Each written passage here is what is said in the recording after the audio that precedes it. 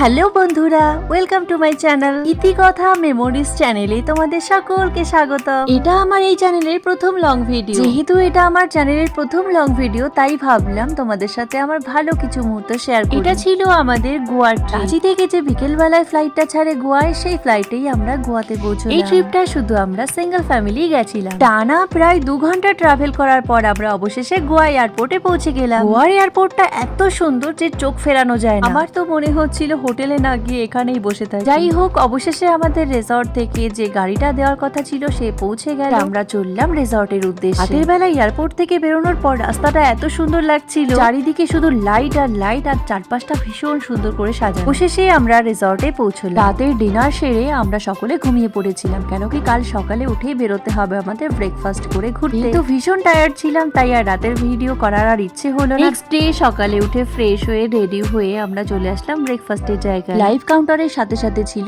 অনেক কিছু। আমি বাঙালি হলেও আমার ঝোঁক কিন্তু সেই সাউথ ইন্ডিয়ান ডিশের উপরেই থাকে সব সময়। ব্রেকফাস্টে ইডলি, সাম্বার, উপমা হলেই আমি বাস হ্যাপি। আমরা যে হোটেলটায় ছিলাম সেটা ছিল নর্থ গোয়াতে সোমি প্লাজা। আমাদের এই রিসর্টটা বেশ ভালো লেগেছে। ব্রেকফাস্ট থেকে ডিনার পর্যন্ত সমস্ত মেনুগুলো বেশ সুন্দর ছিল। সুইমিং পুল এরিয়াটা তো ভীষণ দুর্দান্ত সুন্দর।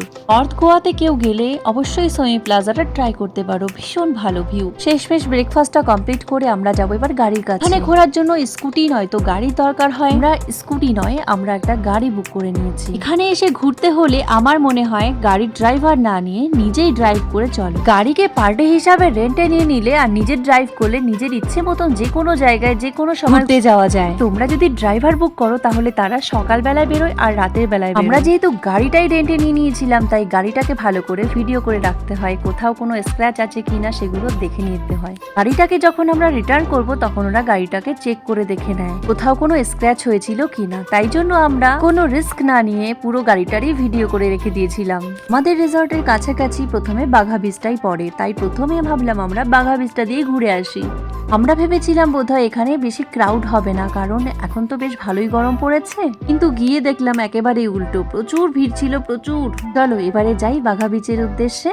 এই তো 5 থেকে 7 মিনিটের মধ্যেই আমরা পৌঁছে গেলাম বাঘা বিচে। রুম থেকে আমরা ডিসাইড করে গেছিলাম যে এখনই আমরা স্নান করব না, কিন্তু সমুদ্র সামনে দেখলে কি সেটা আর মানা হয়? জলের কাছে যেতে না যেতেই আমরা সবাই একে একে করে নেমে পড়লাম সমুদ্রের ভেতর। এখানকার জলটা কিন্তু বেশ সুন্দর, বেশ ক্লিন, কোথাও কোনো নোংরা নেই, ঢেউগুলো একদম শান্ত। এই ট্রিপটায় আমরা এসে আমাদের একটা সারপ্রাইজ গিফট মিলেছিল, এটা তোমাদের সাথে শেয়ার করব আমি নেক্সট ভিডিওতে। আর এই যে দেখুন আমার দুটোর দুষ্টুমি, কুচি মামা জলের ভিতরে যাবে না আর আমার ছেলে জোর করে ওকে নিয়ে যাবে। যাই হোক, এইসব স্মৃতিগুলোই রয়ে যাবে, তাই না বলুন তো?